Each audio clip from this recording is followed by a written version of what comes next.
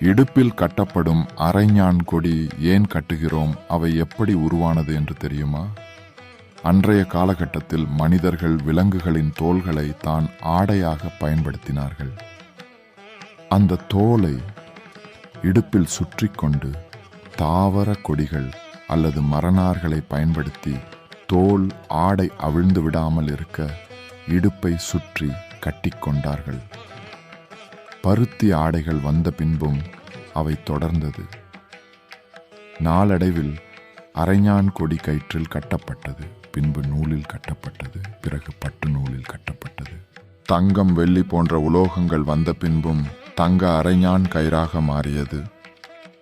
தற்போது இடுப்பு பட்டையாக நாம் பயன்படுத்தி கொண்டிருக்கிறோம். அரைஞான் கொடிக்கு வேறு பெயர்கள் உண்டு.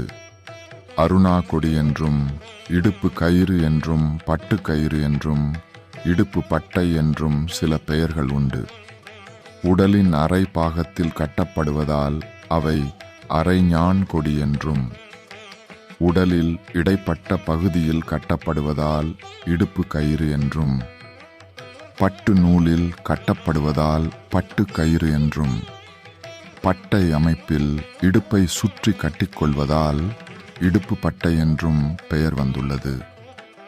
தாவரக் கொடியில் துவங்கிய அரைஞான் கொடி இன்று இடுப்பு பட்டையில் வந்து நிற்கிறது. இனி இடுப்பு பட்டை எப்படி மாறும் என்று உங்களுக்கு தெரிந்தால் சொல்லுங்கள்.